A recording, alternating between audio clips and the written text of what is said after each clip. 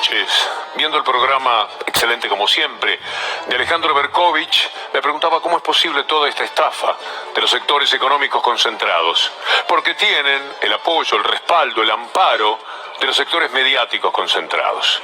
Nosotros vamos a dar nuestra batalla de todas las semanas. Vamos a tratar de mostrarles a ustedes cuáles son las mentiras que se dijeron en apenas una semana. Tenemos algunos informes que son cautivantes desde el punto de vista periodístico, pero también demostrativos de qué es lo que está ocurriendo en la Argentina desde hace unos cuantos años. Este fin de semana, para dar un ejemplo que simplemente abre el juego de nuestra batalla cultural, el diario Clarín publicó el fin de semana, como título de tapa, nuevamente, la muerte de Nisman. Por supuesto, aludiendo a que se trató de un asesinato. Por enésima vez, pusieron de pie al suicidado para dar a entender que lo habían matado. Esta es la nueva mentira. Después del libro de Pablo Dugan, después de la serie de Netflix, uno pensaba que ya no tendrían fuerza para volver, pero son como una guerrilla. Ellos hablan del periodismo de guerra. Aquí está, investigan a 89 espías que estuvieron activos el día en que murió Nisman, seguramente cómplices, ¿verdad?, de lo que ocurría. Además venía un buque, contó Carrió, con 100 iraníes dispuestos a festejar la muerte de Nisman. 100 iraníes, 89, podemos decir, 100 espías, todos los integrantes del gobierno, y teníamos unas 200 personas que estaban al tanto de que iban a matar ese día a Nisman. Por supuesto, después tuvieron que decir que había un chino que se hizo responsable de la muerte, ¿se acuerdan del chino? Los primeros días. Después que había un pasadizo secreto por donde podría haber pasado el chino, porque en Le Parc son tan gauchitos que tienen una comunicación, los vecinos, que nadie conoce, para ir de pronto a pedir si alguien se queda sin azúcar. Me da un poquito de azúcar y se vuelve a su departamento. Pasadizos secretos. Inventaron cualquier cosa, pero además dijeron unas 70, 75 mentiras, de las cuales nosotros, ante este retorno de Nisman, otra vez asesinado, queremos recordarles, porque nos parece que vale la pena. Esta es la violencia mediática a la que estamos sometidos. Vamos a ir a la primera de las mentiras que dijeron. La dijo en realidad Sandra Arroyo Salgado, siempre con el impacto mediático de por medio. Recuerde esto. La cian es arriba de la oreja y detrás de esta y de atrás hacia adelante. El impacto de bala venía de atrás hacia adelante. Hacia adelante, detrás de la oreja. Detrás de la oreja. Esta es una radiografía tomada desde el lado izquierdo. La dirección fue recta de un lado hacia el otro, ligeramente de adelante hacia atrás y ligeramente de abajo hacia arriba. La mentira consistía en decir que la bala había entrado por acá. Lo decía la exmujer de Nisman, necesitada de que se tratase de un asesinato, porque si fue un suicidio, posiblemente ella, que ya se retiró de la querella, bochornosamente, ya no tiene nada que ver, ella podía ser, de alguna manera, responsable de las muchas cosas que le estaban pasando a Nisman, por lo menos de alguna, el aspecto familiar, que era un desastre para Nisman, en las cosas terribles que esa mujer le había dicho el día que finalmente Nisman se suicidó. Esa mentira, por supuesto, queda claramente demostrada en las imágenes. La bala entró por donde efectivamente un suicida se pega un tiro. La otra mentira tenía que ver con las huellas. Acuérdese de esto. No tenía restos de disparo ni en la mano izquierda ni en la mano derecha. Que me vengan a explicar cómo se disparó. La prueba científica que tiene que ver con las muestras tomadas de la mano de Nisman, que fueron analizadas en 2 oportunidades, y el resultado fue que en las muestras tomadas no había rastros de pólvora. Es decir, que Nisman no se habría disparado o habría usado guantes, es la única conclusión que cabe. Sí lo sabía, y lo saben, pero la otra posibilidad era que ese día hubiera estado jugando con fuegos artificiales Nisman, pero no hay ningún elemento que lleve a pensar a eso. Otra de las mentiras fue inventada en título de tapa por el diario Clarín, el disparo había sido a 15 centímetros. Nadie se suicida como tirando un córner, ¿verdad? Entonces, si el revólver estaba a 15 centímetros, era imposible que Nisman se suicidara de esta manera. No, lo que pasó fue que había una persona que lo mató con el revólver a 15 centímetros. Lo dijeron, después fue desmentido, pero 2 o 3 días después que ya se sabía la verdad, la señora de los almuerzos insistió en que había 15 centímetros entre la pistola y la cara, el rostro de Nisman. Creo que a 15 centímetros no fue disparado el balazo, el tiro. 15 a 20 centímetros. 15 a 20 centímetros de la cabeza. Es una mentira tras otra. Una mentira tras otra. De las que más impactaron fue cuando empezaron a decir que la puerta estaba abierta. Porque claro, es un asesinato difícil de explicar.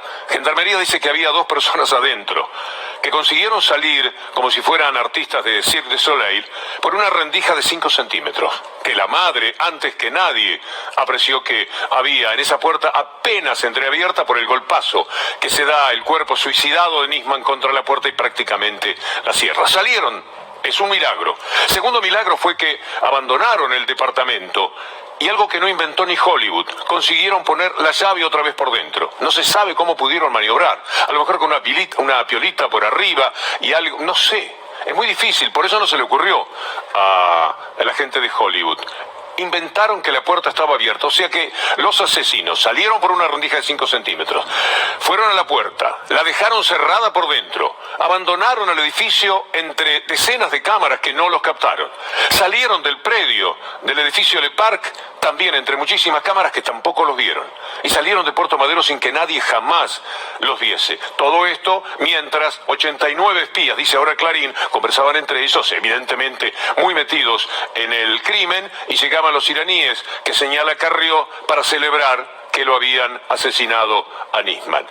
Escuché lo de la puerta que estaba abierta. Recién con la declaración del cerrajero, que yo creo que casi toda la gente que está siguiendo el tema ya sabe que declaró que la puerta no estaba cerrada al lado de adentro, como había dicho Bernie, que había una segunda puerta que estaba abierta y además se conoce que había un tercer acceso. Bueno, la puerta por supuesto estaba cerrada, tuvo que ir a un cerrajero, la madre no podía abrir la segunda llave de abajo, tuvo que ir a buscar un cerrajero, vino el cerrajero. Para un profesional es sencillo, para mí no, para usted tampoco, pero un cerrajero vive de eso, y consiguió maniobrar de tal manera que la llave que estaba dentro se cayó y después pudo abrir la puerta. De ahí sacaron la mentira de que la puerta estaba abierta. Cuando es necesario mentir de esta manera es porque no hay una sola verdad para que puedan confesar. Pero lo grave, lo tremendo, es que quienes inventaron un asesinato donde había un suicidio son capaces de cualquier cosa después, y lo han sido permanentemente. Porque todo empezó, recordemos, con la denuncia de Nisman, el famoso memorándum.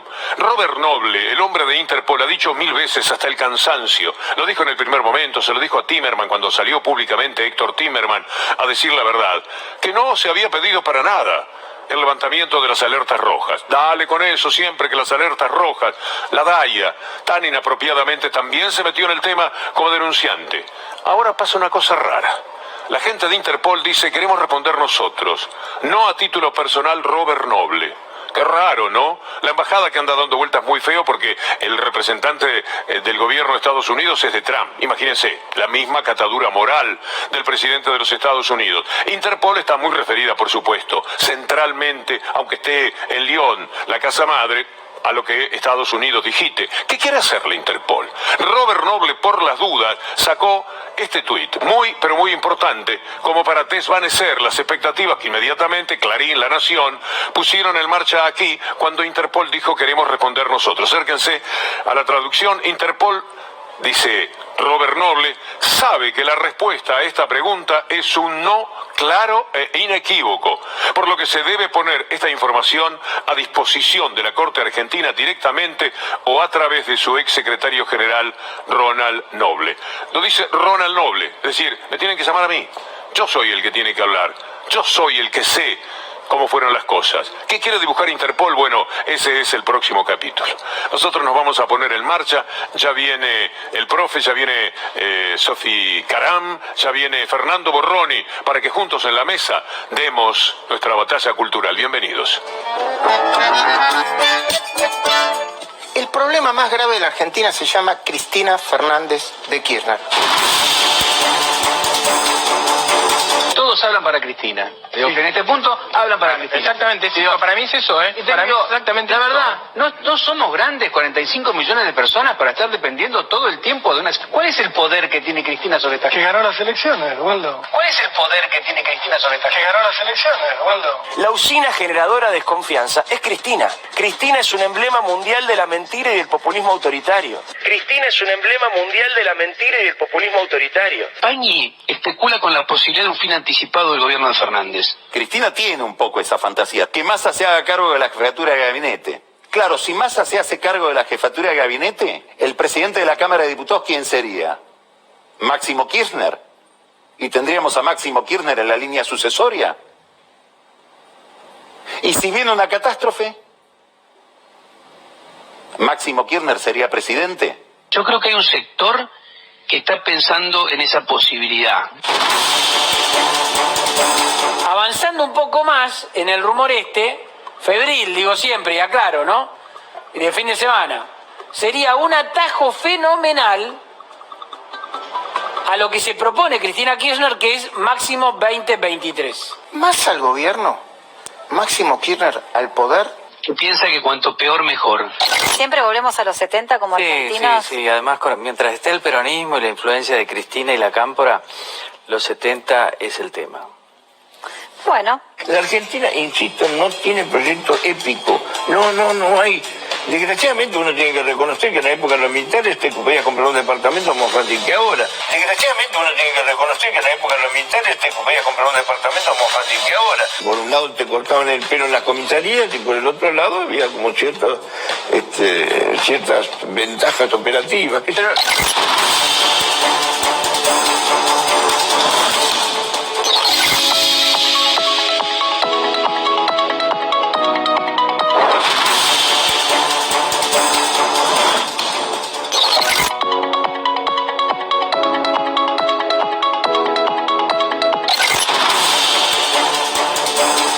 Un agente del Cuerpo de Carabineros lanzó al río Mapocho a un menor de 16 años. Las imágenes de una cámara de seguridad emplazada en el lugar confirman la implicación de al menos un uniformado.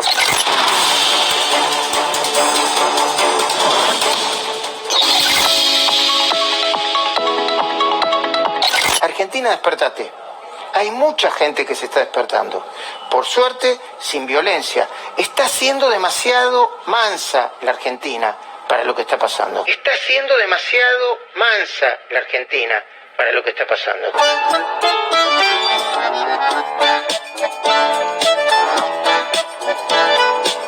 La presentación de los integrantes de la mesa. Sofía Caram, muy buenas noches.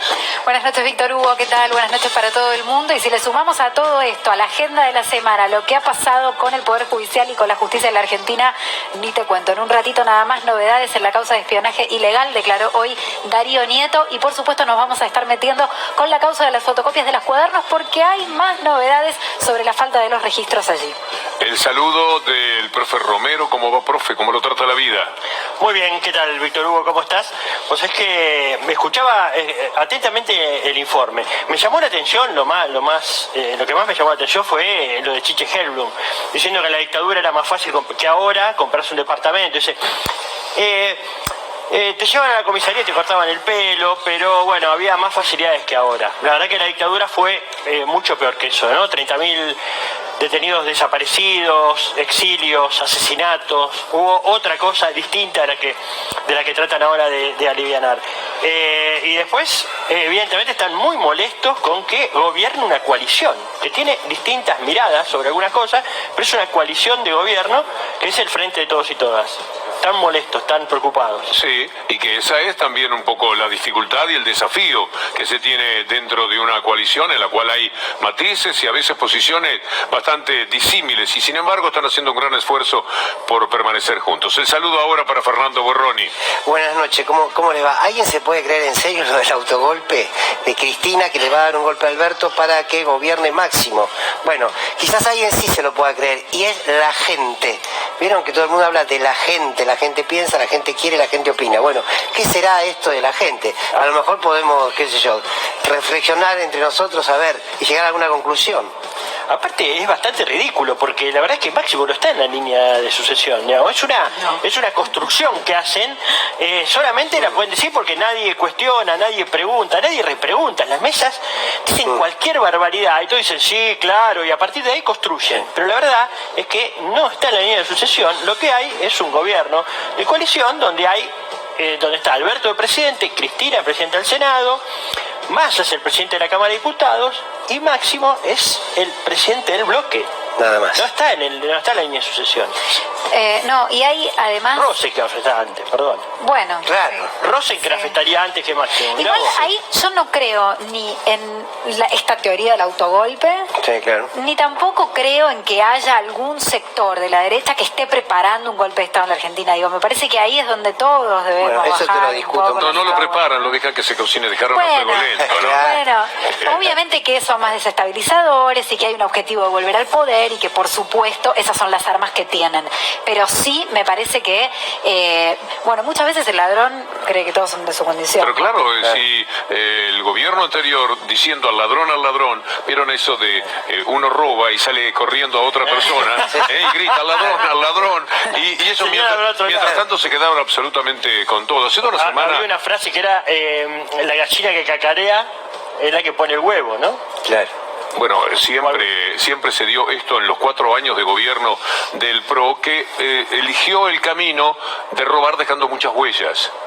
Y ahora está preocupado, por eso es que en algún momento vamos a hablar de Brugli y Bertuzzi, porque los precisan, no por el tema Cristina, que nunca va a pasar por allí, ya pasó, no tiene nada que ver con Brugli y Bertuzzi. Lo que sí pueden tener con esa Cámara, donde quieren tener a Brugli y Bertuzzi, son los delincuentes que estuvieron gobernando hasta diciembre, encabezados por Mauricio Macri. Sí, me sumo a lo que planteaba Sofi. A ver, lo que está en juego es un golpe blando, lo que llamamos golpe blando, que es real, que es construir las condiciones para, digamos, los golpes militares al estilo que se dio en Bolivia, por suerte si en la Argentina no entiende que no se dan, pero sí, cuando vos tenés los medios de comunicación que generan los que generan, cuando tenés una oposición que te pone en discusión en el Congreso, cuando tenés la Corte Suprema de Justicia, que básicamente son los cadetes de Clarín, y al mismo tiempo tenés, por ejemplo, una foto de la Policía Armada frente a la Quinta de Olivos. Digo, al menos es para prestar atención, ¿no? No, bueno, y después el fogoneo. Fíjate lo que decía recién Majul en el informe.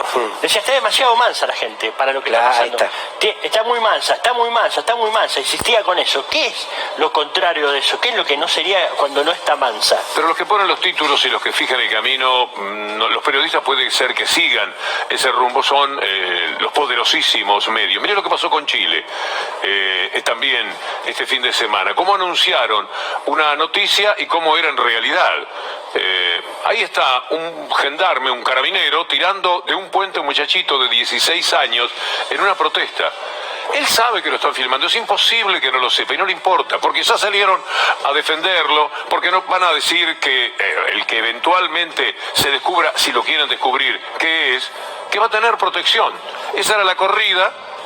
Y en el medio del fastidio tomaron a un chico y lo empujaron para abajo del puente. ¿Cómo titulaban los diarios aquí, Clarín y Nación? Un joven cayó del puente. ¿A ustedes les parecen que ese es el título verdadero? Ahí está, video. Un joven cayó de un puente en medio de protestas en Chile e investigan a Carabineros. Pero el chico se cayó. Esta es la manera de vender un crimen intentado por un carabinero de la mejor manera. El chico se cayó.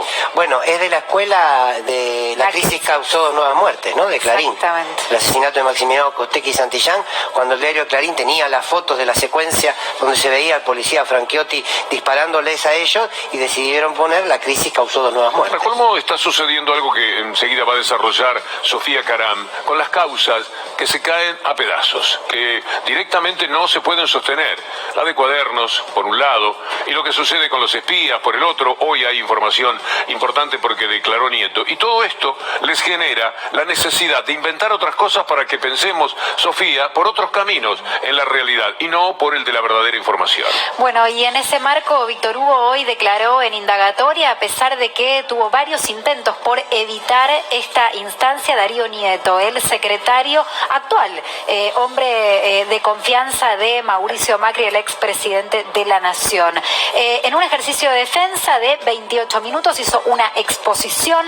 Él mismo grabó la exposición que hizo. Por la pandemia, las audiencias y las declaraciones indagatorias se están llevando adelante de manera remota, y él mismo después en sus redes sociales viralizó su declaración, su ejercicio de defensa. Lo miramos. Trabajo con el expresidente Mauricio Macri. De diciembre de 2015 a diciembre de 2019 fui secretario privado del presidente Mauricio Macri, y de febrero de 2017 a diciembre de 2019 fui subsecretario de Asuntos Presidenciales de la Presidencia de la Nación. Jamás Susana Martinengo me dio ningún informe de inteligencia, que no conozco a ninguno de los espías imputados en la causa, que nunca supe de estas supuestas reuniones en Casa Rosada entre Martinengo y los espías, y que nunca Mauricio Macri me pidió ningún tipo de informe de inteligencia. Como decía, no era de confianza, yo hablaría con ella una vez cada 2 meses, algo por el estilo. Era una persona más de los 125 empleados. A ustedes, es una justicia, que sean justos e imparciales. No les pido más que eso realmente, porque sepan que la estoy pasando muy mal con esto, que mi familia está mal, que mis amigos están mal, que me estoy comiendo un garrón enorme por algo que no tengo nada que ver. Ese es mi único pedido, y que la verdad se sepa lo antes posible. Pero él se pone en ese lugar, Sofía, el de defender a Macri, para que la cosa no llegue a Macri, él queda expuesto, porque si simplemente pasa a la máxima autoridad que estaba detrás de todo esto, él por lo menos podría arguir que se trata de un trabajo que él hacía, que le pedían que hiciera esas cosas y bueno, las cumplía. No sería el director responsable, sino sería Macri, pero si él lo quiere cubrir a Macri, es él el que se coloca lamentablemente en esa posición. Una suerte de cortafuego, ¿no?, en la causa. A ver, hay un punto débil por lo menos que los investigadores creen que hay en la indagatoria de Nieto, en el ejercicio de defensa del día de hoy, y tiene que ver con que no respondió, aparte al no aceptar responder preguntas no se lo pudo indagar sobre esto, sobre la investigación ilegal, el espionaje ilegal a la comunidad mapuche, y sobre las tareas de espionaje a las movilizaciones que se estaban preparando en contra de la modificación de las jubilaciones, de la movilidad jubilatoria en aquel diciembre, ¿te acordás, en el Congreso, que generó esas movilizaciones y esa represión por parte del gobierno de Mauricio Macri? Ahora, ¿cuál fue la actitud de los medios de comunicación con este tema? ¿Tratar de investigar? ¿Cuánto demoraron en dar la primera información sobre el espionaje? Meses. Mucho. No querían de ninguna manera tratarlo. ¿Cuándo empezaron a hacerlo? Cuando les pudieron inventar la operación PUF, urdida por Carrió. Y con eso nos tuvieron un año, hasta que alguien dijo, un juez, nada menos, que acá no hay absolutamente nada, porque nada había en lo de la operación PUF, era un invento, pero lo sostuvieron con los medios de la comunicación, dijeron 1000 veces operación PUF, PUF, PUF, PUF, y así nos tuvieron durante todo ese tiempo. Esa era la participación de los medios. Para que no habláramos de la verdad, teníamos que hablar de la mentira, de una operación hecha por la gente que está cruelmente todavía presa del régimen anterior de Macri. Ellos habían armado todo, en connivencia con Ramos Padilla, con el señor Echeves, que había sido la primera víctima. Todo esto había sido armado en Ezeiza. Eso fue lo que nos dijeron durante un año Clarín y Nación. Cerrada por inexistencia de delito, pero además que se había basado y que se había nutrido esa denuncia de espionaje ilegal, justamente, y del alambrado que se había hecho dentro del penal de Ezeiza, que es el alambrado que hoy se está investigando justamente en la causa de Lomas de Zamora. Hay un punto clave también, Víctor Hugo, en la indagatoria de Nieto, y tiene que ver con su celular, su segundo celular. El misterio del celular de Nieto que no aparece. Bueno, él hoy explicó que era su celular laboral, que obviamente ahora los investigadores van a ver si lo encuentran en Casa Rosada o si lo encuentran en la órbita oficial. Él dice que lo devolvió cuando dejó el gobierno Mauricio Macri. Pero el problema no son los celulares de Nieto, y si se borró o no se borró el celular de Nieto, él dice que no se cumplió con la cadena de custodia. Obviamente que esto también debe resguardarse y se tiene que investigar, pero el problema para Nieto es el celular de Martinengo. Allí están las pruebas del nexo con los espías del Super Mario Bros. Sí, vos sabés que te iba a preguntar, Sofía, porque él en un momento dijo que en 2 años no había hablado, después dijo que cada 2 meses hablaba con Martinengo. Sí. Es raro, porque si hablaba, y si no hablaba, no hablaba. Las dos cosas juntas es difícil. Incluso no solo por cuestiones laborales, sino por cuestiones personales. Ahí en el teléfono de Susana Martinengo, un saludo de fin de año y un saludo de, bueno, gracias por todo, cuando terminaba la gestión, y hasta un pedido de Martinengo a Darío Nieto para que interceda para conseguirle un trabajo en Vicente López después de que estaban dejando el poder. Sí, Martinengo es una especie de fantasma, la quisieron convertir en eso, nadie la conoce, nadie la vio jamás. Acá estuvo en C5N Pinedo diciendo, yo jamás la vi, ¿qué querés que haga? Le dijo al conductor, si yo no la vi, yo no la conozco, no la conoce Macri, no la conoce Nieto, no la conocen los espías, pero se sacaban fotografías con los espías que por otra parte se lucían en todos los lugares de la Casa Rosada tomándose fotos que además, como no eran estrictamente los grandes profesionales del espionaje, ellos mismos divulgaban y que en algún momento se podían encontrar. Y Martinengo dice, yo incluso tenía una amistad con algunos de los espías, Jorge el Turco Sáez, uno de los ejemplos. La diferencia en este caso por parte de Nieto es que él dijo que no conocía a los espías, que no tenía relación con los hombres imputados que forman el Super Mario Bros. Atención porque esto no termina aquí, el jueves declara Silvia Magdalani y el viernes Gustavo Arribas. Esa Argentina de espionaje, de entreguismo, de falta de soberanía, de dinero repatriado, no, en realidad no lo traían, anunciaban que lo tenían por el hermano, los amigos, etcétera, con el recurso de la reparación histórica a los jubilados, ese país en el que los científicos estaban desesperados desde el primer año. El primer comunicado de los científicos, Korn, Lipaenza, es de mediados del 2016, en pocos meses habían mostrado la hilacha. Ese país en el que las personas que tenían discapacidades no eran atendidas y tuvieron que hacer marchas. En este país hubo marchas de personas con discapacidad, 6 marchas porque no los atendían, porque le querían quitar los beneficios. Ese país era habitable. Ahora, este otro país, el de tratar de reconstruir la tierra arrasada que ellos dejaron, el que tiene que luchar contra un fantasma asesino que se llama coronavirus, con una deuda miserable, tremenda que dejaron ellos, que tiene que enfrentar a los deudores privados. Y ahora, al Fondo Monetario Internacional, este país, de ahora, no es habitable, no es vivible, es una Argentina desechable. Lo han dicho tantas, pero tantas veces, que alguno a lo mejor está convencido que efectivamente este es un país en el que no se puede vivir.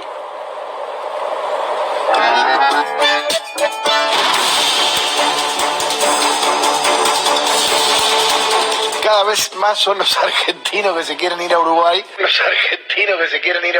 Esto es importante decirle a la gente, no hay un éxodo masivo. Facundo Pastor, nuestro colega, en un tuit dijo que eran apenas 500 personas las que cambiaron domicilio fiscal. No hay un éxodo masivo, son medios de comunicación que nos quieren hacer creer que los argentinos se quieren ir.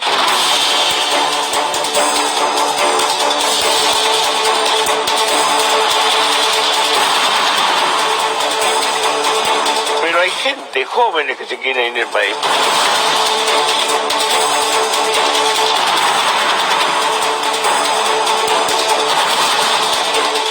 País que se ha convertido para muchos invivible. Esta frase que la única salida es Ezeiza, este país es inviable. Argentina es inviable. Es inviable. Es insostenible. La única salida es Ezeiza. La salida no es Ezeiza. Yo me rehúso a creer que un país con 5 premios Nobel, con 5 empresas unicornio, con la capacidad instalada que tenemos, es un país inviable. Porque la idea es, andate porque este país es una mierda. El macrismo, sobre todo uno lo veía en los discursos de Macri, se hacía análisis del lenguaje, siempre tiene esa idea de que el problema no es solo el Estado, sino también es la sociedad. Sí. También otras dudas las generamos como argentinos. Debemos madurar como sociedad. ¿Ustedes creen que yo me voy a quedar todos los días en la Argentina si apesta? Somos el país que más veces ha mentido y engañado al resto. De alguna manera gobierna una sociedad que es atrasada, que se equivoca, que tiene hábitos populistas. Nos vamos de aquí a Dinamarca. ¿Cómo es vivir en Dinamarca? Se me pone la piel de gallina cuando viene mi hija y me dice, papá, ¿y Australia cómo es? Y España, digo, pero ¿qué estás pensando? Te juro que cuando salen estos temas en la radio, te llaman argentinos en Suecia, en Francia, en Estados Unidos, y dicen, ojo muchachos, que acá hay unos quilombos. Ahora el paraíso parece ser Uruguay. Estábamos hablando con 2 amigos en un bar en la vereda y le digo, ¿Usted cree que en Uruguay cualquiera a esta hora se está tomando un cortadito con 2 facturas? 150 pesos uruguayos el café con medialunas. Esto es $3. Lo que pasa es que es más barato en Buenos Aires, ¿eh? Claro. Argentina es más barata en eso. Ni hablar de lo que cuesta un alquiler. Mirá, es lo más caro el alquiler de la vivienda, aproximadamente entre 400 y 500 dólares una vivienda de un dormitorio. Ah, sí, es caro. Sí. No vamos mal. Uruguay, quiero decir, si nosotros 3 nos vamos a Uruguay, la pasamos mal. Uruguay está para Susana, el Negro Oro, el dueño del Mercado Libre y no sé, otro de estos famosos que se fue. Estoy en Uruguay.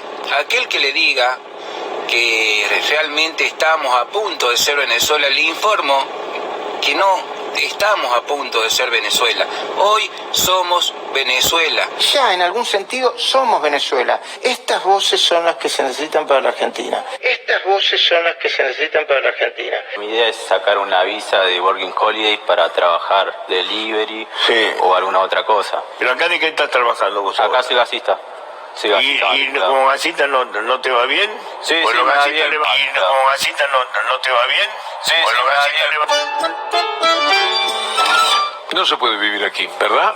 No hay manera de encarar una vida en la que se le ofrezca a uno un buen trabajo, posibilidades para estudiar. En otros lados y en todos los sitios, no hay lugar del mundo al que no valga la pena ir para salir de la Argentina. Yo siento, Víctor Hugo, que nos están enloqueciendo. No era que que la meritocracia, que si nos esforzábamos mucho íbamos a ser felices, que iba a estar todo bien. Ahora resulta que tampoco alcanza con hacer mérito, que nos tenemos que ir. De verdad es enloquecedor. Es enloquecedor. Vos sabés que estaba mirando los datos a propósito de Uruguay. Entonces consulté Migraciones. Migraciones, desde el 13 de marzo al 20 de septiembre, registró 25.765 egresos de Argentina hacia Uruguay. Y efectivamente, porque estaba chequeando notas que habían salido en los diarios. Habían salido en los diarios que se habían ido 25.000 argentinos a Uruguay. Yo pensé, efectivamente, como decía Beto Casera, pensé en Negro Oro, Susana Jiménez. Dije, bueno, algunos millonarios se podrán ir porque, bueno, la verdad que no necesitan trabajar, tienen fondos como para sobrevivir mientras buscan trabajo, etcétera. Ahora, se me ocurrió después buscar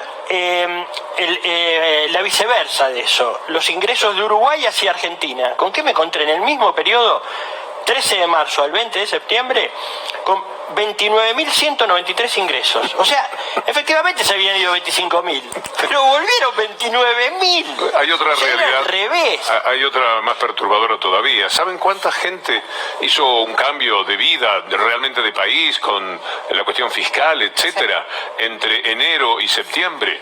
Piense usted por un instante, haga un cálculo. ¿Cuánta gente, de toda la que están diciendo que se quiere ir, verdaderamente se tomó el olivo? 504 personas. 504 personas, es decir, en 9 meses más o menos se han ido 50 personas cada mes. Cambiaron verdaderamente de país, 504 personas. Ahora, yo creo que en algo, todos los que estaban ahí hablando, yo creo que en algo tienen razón. Este país es inviable, sí. Es inviable para el 40% de pobres que tenemos, que a esta gente no le interesa. Es inviable y es un país imposible para la niñez, cuyos menores de 14 años en su 56% es pobre. Y precisamente para todo ese pueblo, que es la mayoría, es inviable a partir de las políticas que se implementaron y que estos periodistas y esta gente defendía. Entonces, la verdad que claro, que hay una parte de la Argentina que nunca puede crecer, pero por un modelo no puede crecer. Esta gente puede salir en televisión, decir lo que dice y después irse a Uruguay o donde quiera. Ustedes vieron la cantidad de artículos de los diarios promocionando qué país